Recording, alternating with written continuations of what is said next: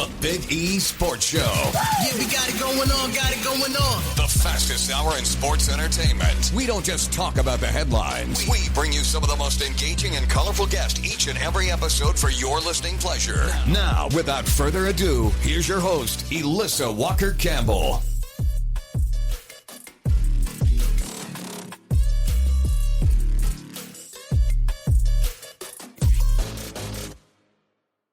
Elissa Walker Campbell, we are thrilled to welcome you back to the Big E Sports Show and delighted to welcome in one of the most knowledgeable voices when it comes to the history, tradition, and storytelling of college football's most prestigious honor. Chris Huston from the Heisman Trophy Podcast joins us today as we count down to one of the most iconic nights in all of sports, the 2025 Heisman Trophy presentation, live from New York City. Chris, thank you so much for joining us. Hey, great to be here.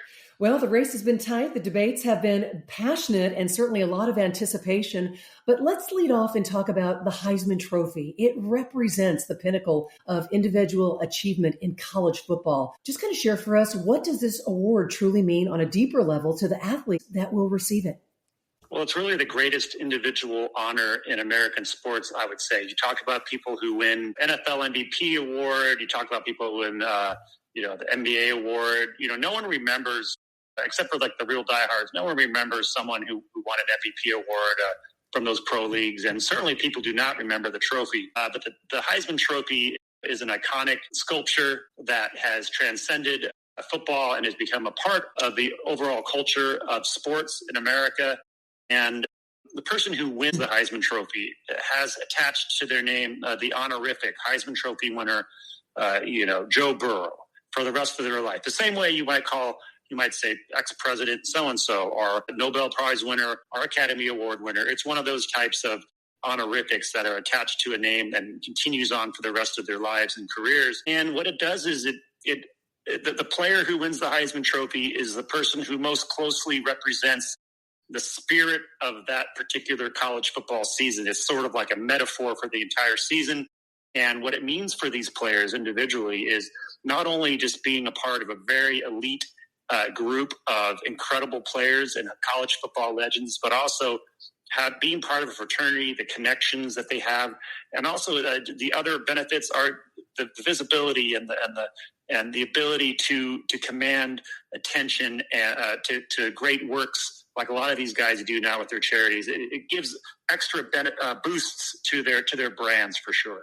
I always look forward to watching the Heisman Trophy presentation, but from your vantage point, I mean, what's the most emotional part of that moment? The announcement, the speech, or just I love watching the families get interviewed. Yeah, I mean, it depends on the players. Some are more emotional than others. I don't think any of them are prepared for the moment, in the sense that you can think how you might feel when it happens, but when it finally happens, it's definitely like an incredible burden has come off in a sense because there is that tension and it is a live TV show. And so it is mainly a release of that tension that I think that everyone feels, which is why people can get emotional. Yeah, it really does represent the pinnacle of what an individual football player is trying to achieve in his career. Well, give us your thoughts on this year's 2025 Heisman. This Fernando Mendoza's award to lose, or do you truly see this as a four-man race? Well, it's never really a four-man race when it comes to the Heisman vote. Usually it tends to winnow down between one or two players. Mm-hmm. And I certainly think this could be a fairly close race. I don't think there's any hard set, advantage one has over the other right now. I would say that Fernando Mendoza probably is the favorite going in. Diego Pavia is certainly somebody you have to consider as well. But I do think that we do like to honor the integrity of the vote and not try to speculate too much on who might win.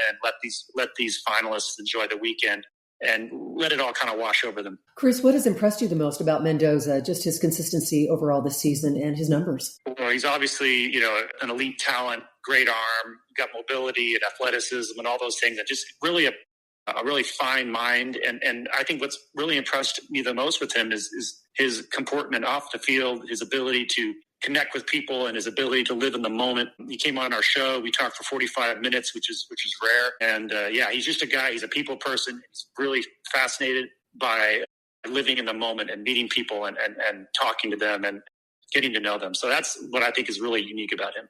Chris, just a moment ago, you mentioned Diego Pavia and just a unique, tough, gritty competitor. What stood out about his season? Well, he's really just a throwback player in the sense that, like, he does it all for them, right? He passes, he runs the ball. He's got fantastic dual threat quarterback statistics, great production, just a hard-nosed guy. I think of the four guys, I'm the most blue-collar, hard-nosed of the bunch. And, he has that chip on his shoulder like you might have when you play for a school that like Vanderbilt that doesn't have a lot of cachet. Yeah, and we want you to weigh in on Jeremiah Love. Did he generate enough late-season momentum to seriously contend for Notre Dame? Well, that's an interesting question. Does he get sort of, I don't want to say sympathy votes, but does he get people, who are maybe thinking that Notre Dame should have made the playoff? Does he get some of those votes? That's kind of an open question. But typically, if you look at his statistics, he had a very fine season, but they haven't really approached the numbers that you typically need to get if you're a Heisman Trophy running back. But he's just a fantastic talent and a great player, smart guy, really fun to talk to. And really, if he does win the Heisman, he will represent it very well. All these guys will. Yeah. Hey, you were listening to the voice Chris Huston from the Heisman Trophy Podcast. We want to pause and direct all of our listeners. Where can they go and find you online? Yeah, you can go to our YouTube channel at Heisman Trophy Podcast. You can go to our TikTok channel, Heisman Trophy Podcast. You can also go, obviously, to any streaming platform, Spotify. You can go to HeismanPod.com. That's our website for the podcast. We're pretty much all over the place. You can also go to Heisman.com, which is the website, official website for the Heisman Trophy, and a lot of our content is there as well. Well, I'm a proud Oklahoma Sooner. I want you to weigh in on John Mateer. If he didn't have that injury, could he have been a finalist? What say you? Yeah, I think going into the season, he was the guy I thought had the best chance to win the Heisman. We had him on the first week. And kind of in anticipation of that. Unfortunately, part of winning the Heisman, it's not only just being a great player, but it's also having a little bit of luck, being relatively injury-free, being able to play through all that, being able to overcome the adversity. And unfortunately for John, he had the thumb injury. And so I think this really, in a sense, from the individual award aspect, it hurt his chances. But we see, Oklahoma's in the playoffs. He was able to come back, and he himself has that gritty persona. He had great numbers coming in from Washington State last year, but he really did what he needed to do to win games despite the injury. Chris, you are a Heisman historian, and so let's talk some more about Oklahoma because they have produced 7 Heisman winners, multiple finalists, including Jalen Hurts.